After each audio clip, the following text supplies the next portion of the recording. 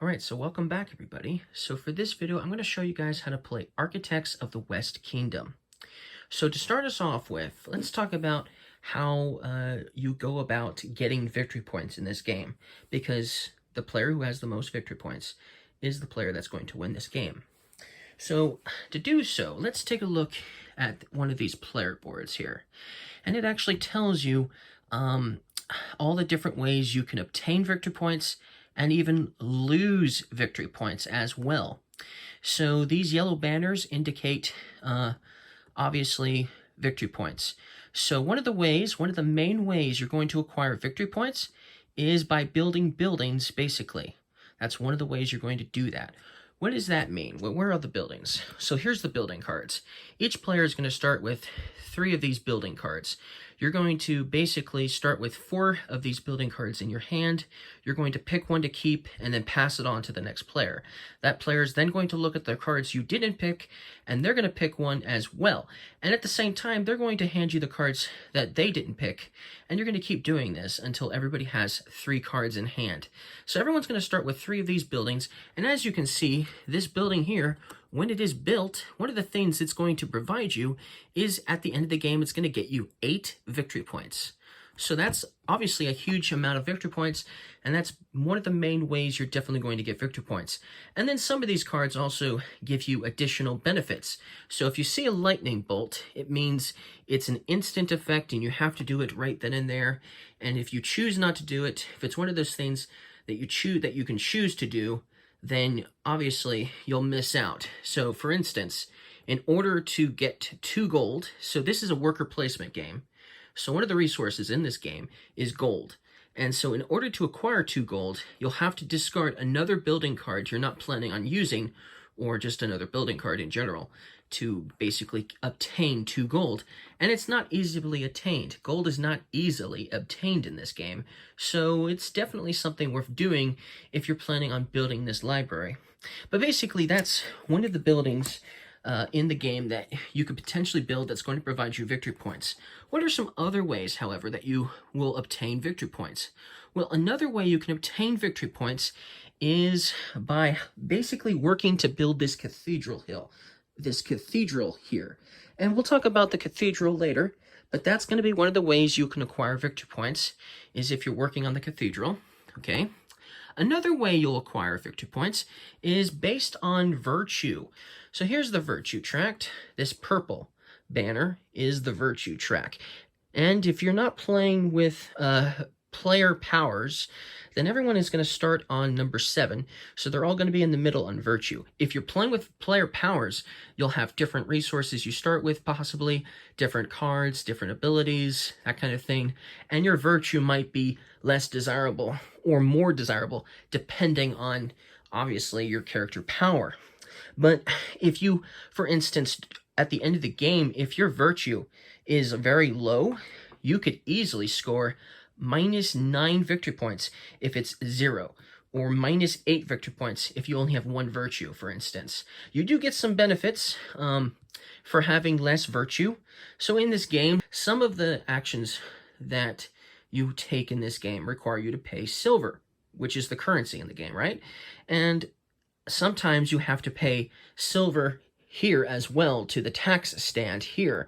And so if you have your virtue in a less desirable area, you don't basically have to pay taxes, or basically not nearly as much taxes for that matter. So that's like the benefit for having very low virtue. Okay, another problem though with low virtue, besides losing victory points at the end of the game, if it's still down here somewhere, is once you have 4 or less virtue, you won't be able to help build the cathedral, because they're not going to want you there because you're an unsavory person. So you won't be able to help with that. Also, another thing, if you do have a lot of virtue at the end of a game, you could potentially have 14 virtue, and at the end of the game, that would get you 7 victory points. So if you're up here, you could potentially get some victory points based on how much virtue you have.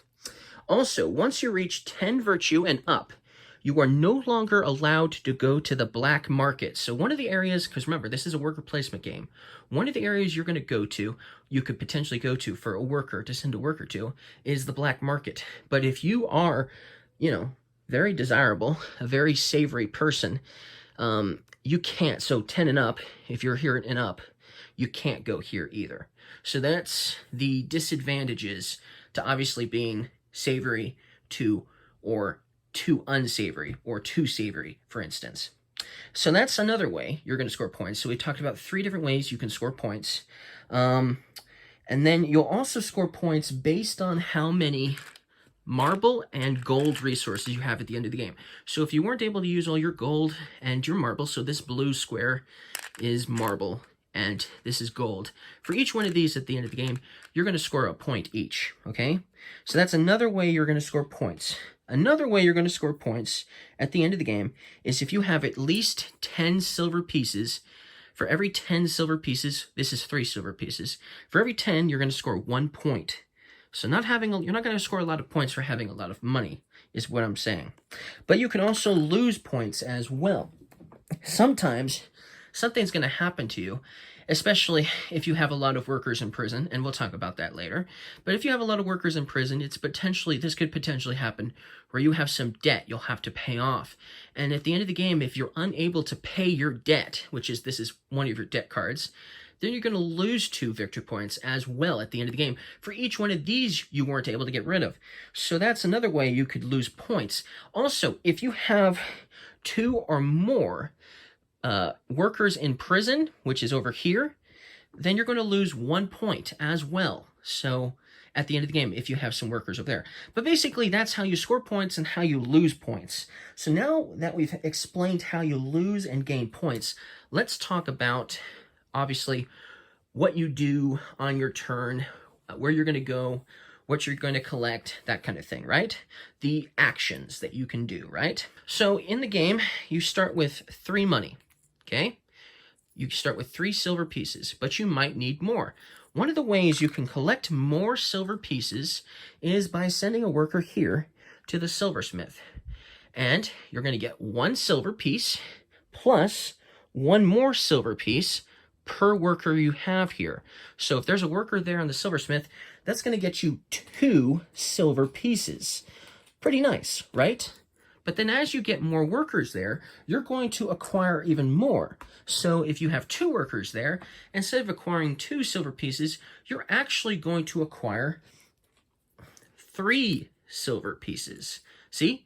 So you're going to get more, and you're just going to keep making lots and lots of money for how many workers you have on some of these spaces. Another place you can go to is the forest. So let's go here. If you send a worker here to the forest, you're going to acquire a wood resource. So here's the wood resources. Okay, you're going to acquire 1 wood. Now, if you have 2 workers on the forest, then you'll acquire just 2 wood.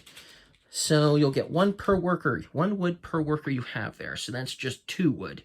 So as you can see, as you place more workers at the forest, you'll acquire more wood. The quarry is basically the same. If you have 1 worker on the quarry, you're going to get 1 stone. And if you have 2 workers on the quarry, you're going to get 2 stones. So let me show you the stone resources. So you'll get, if you have 2 workers there and you place a worker there as your action, obviously you're going to get 2 stones.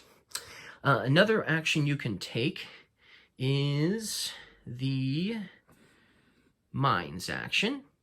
So if you go here to the mines, if you send a worker here, if you send 1 worker here to start with, you have 1 worker here, okay? The only action you can take is the one that allows you to acquire basically clay. And so what you're going to do is you're going to get 1 clay, and then you're going to get plus 1 more for every worker you have there. So the first time you go there, you're going to get yourself 2 clay.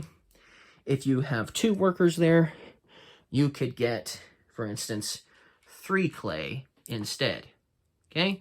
And obviously you'll acquire more clay as you continuously put workers down. But then once you place your second worker at that location, there's a separate action you can take when you're in the mines. And the second action you can take is actually to acquire gold.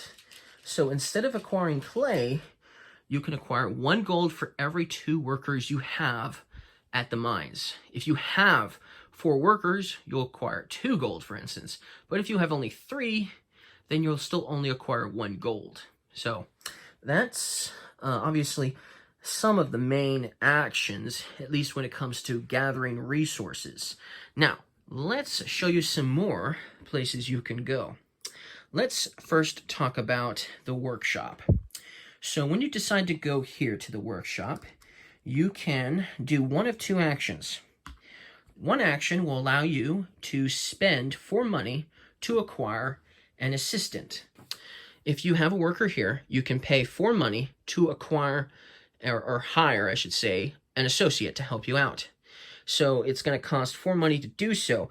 But not only does it cost 4 money, 2 of the money that you spend will have to go to the tax stand, okay? You'll notice it has 2 regular coins and 2 red coins. Whenever you see red coins, it means it's going to the tax stand, okay? So you'd have to pay 4, but 2 will go to the tax stand.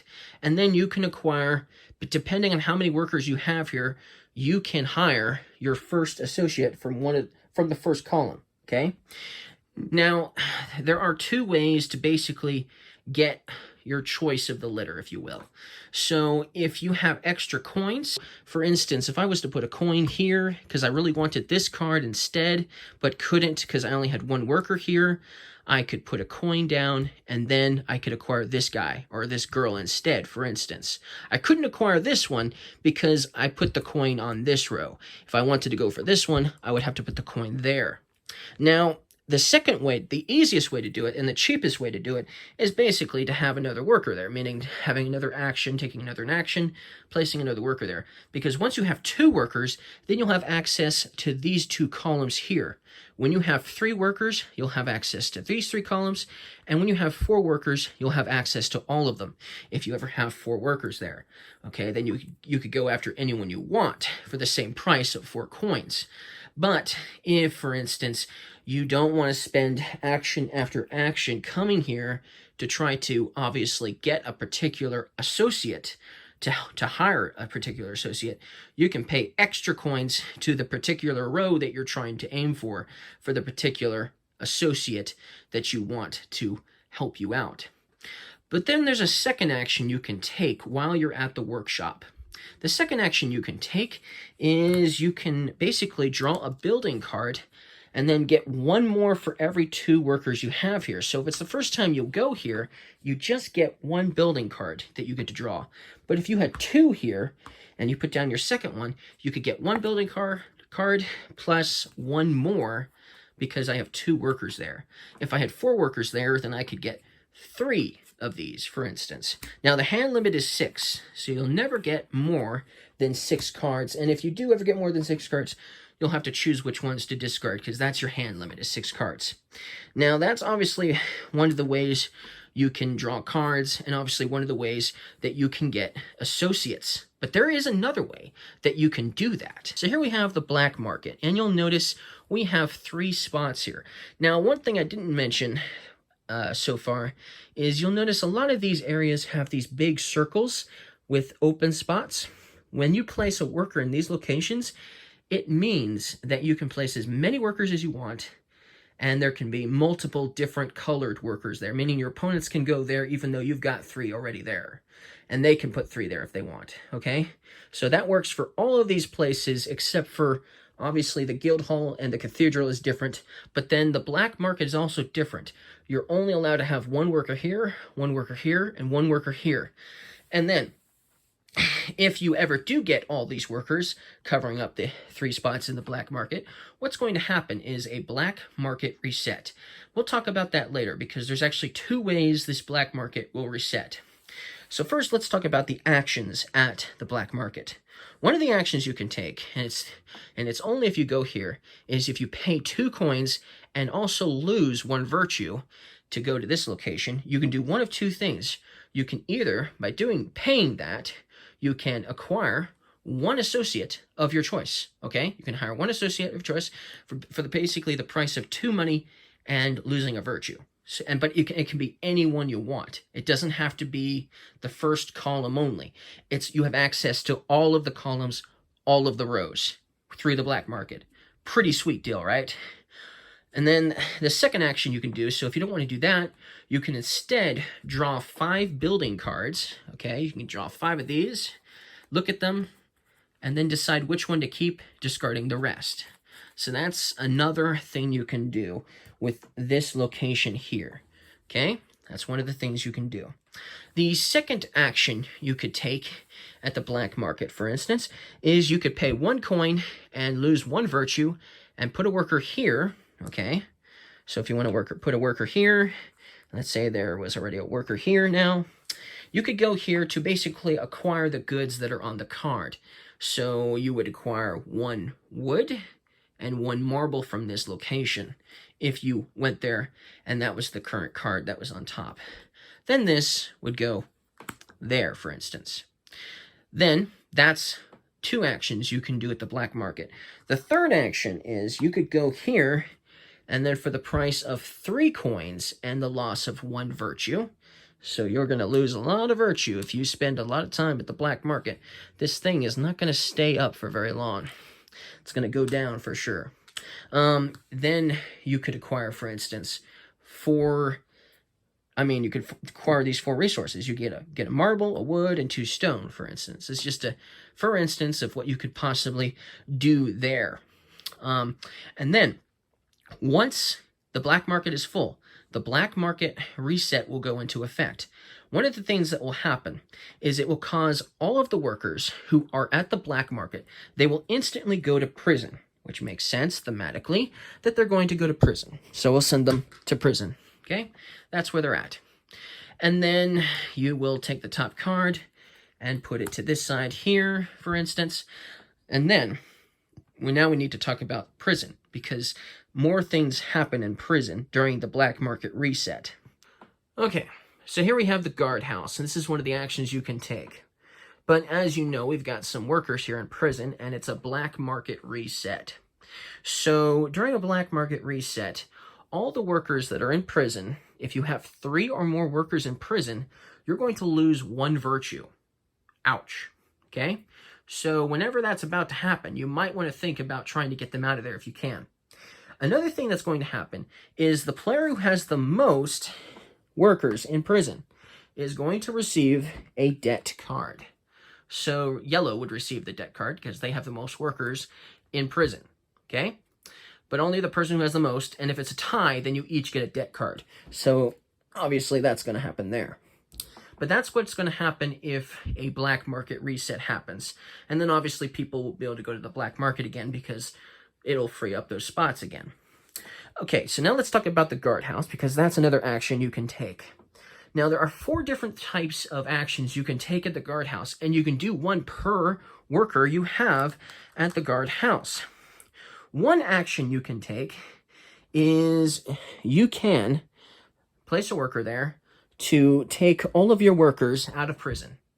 Apparently they were framed or something, and you get to put them back on your player board. That's one of the ways you can get your workers back if they've been sent to prison. Okay? Now, before we continue talking about the guardhouse and the rest of the abilities or actions you can take at the guardhouse, let's head over here to the town center. This is another action you can take, which is town center. After a point, there will be a time when there will be lots of workers on the board, okay?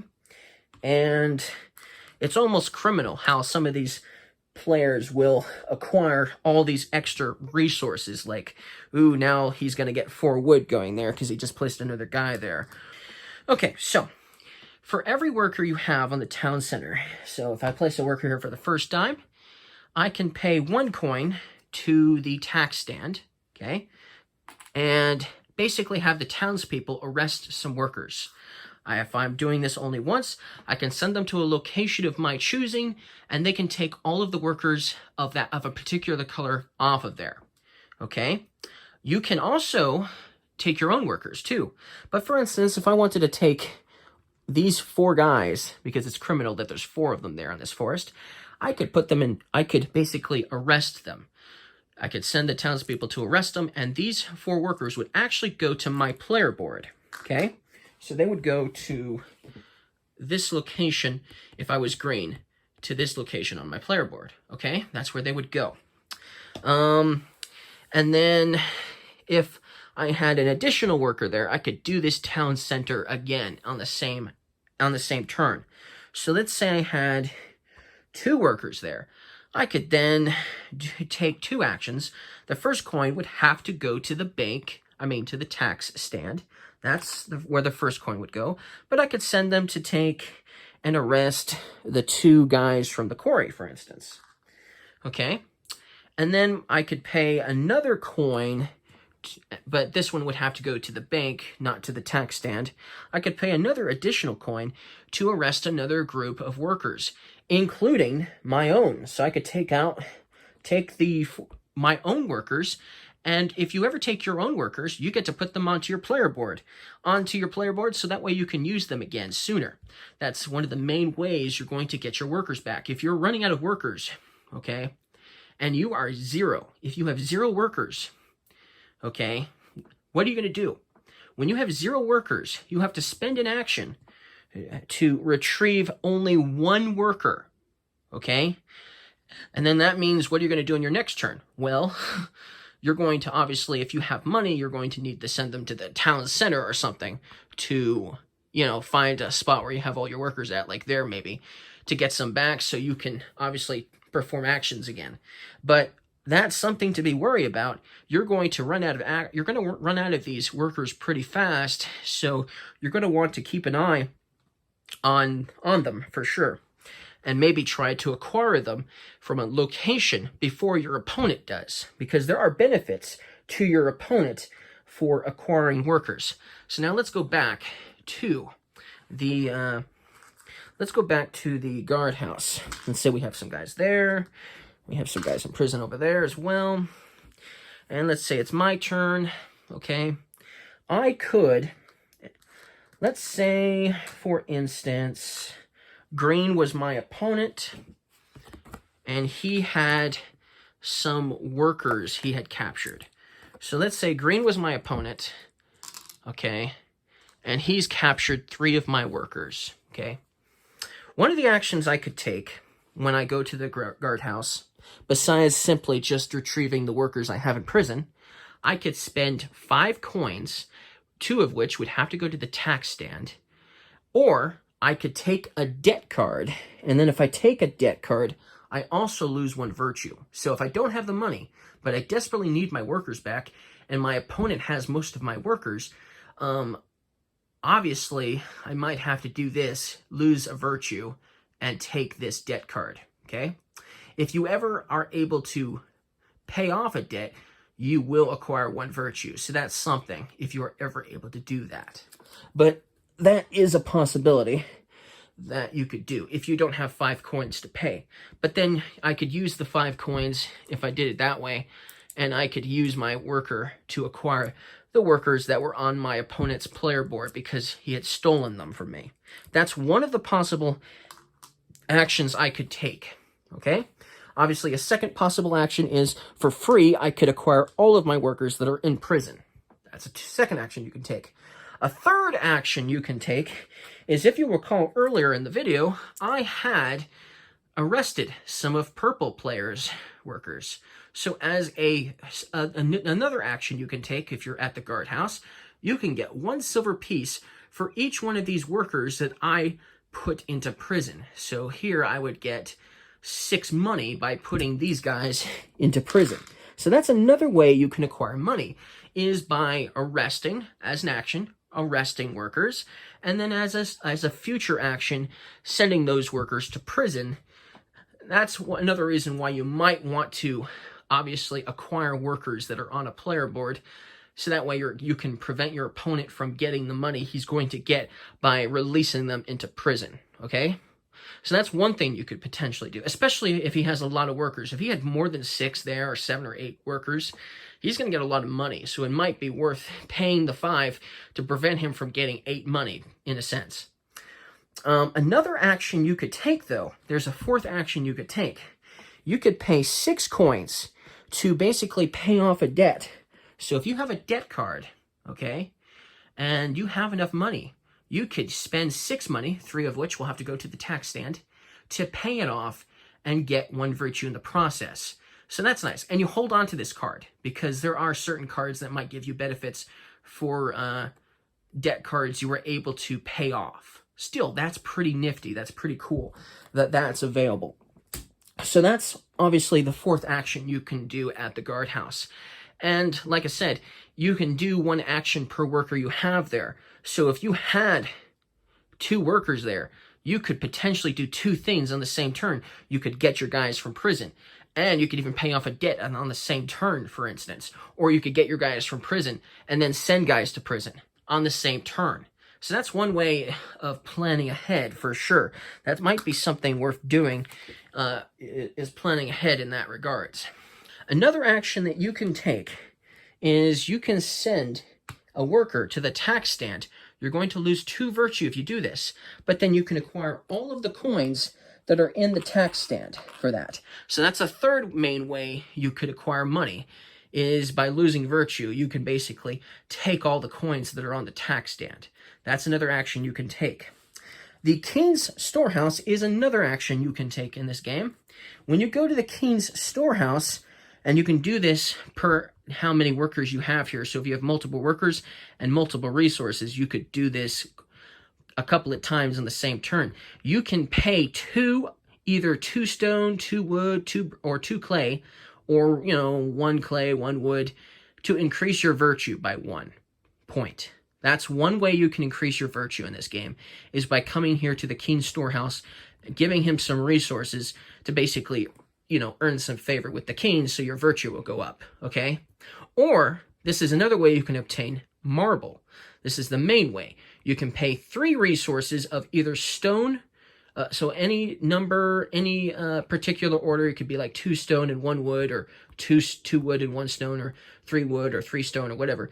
Whatever the case is, you can do 3 resources of those 2 to get 1 marble. So that's another resource you can obtain, is marble.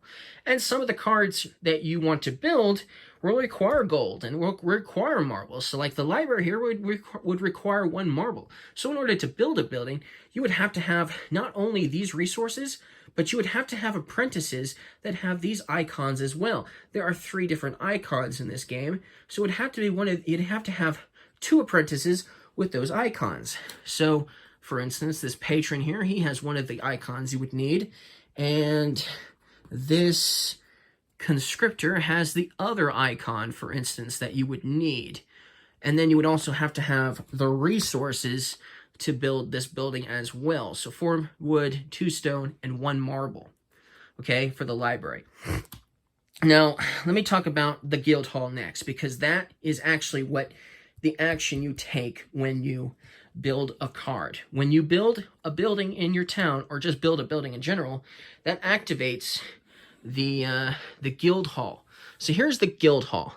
And if you're playing a 2-player game, you're only going to utilize these spaces here. So this column, and this column here. And you're going to place a worker at this location, which is shaped like a worker, when you decide to build a building. It's going to go here.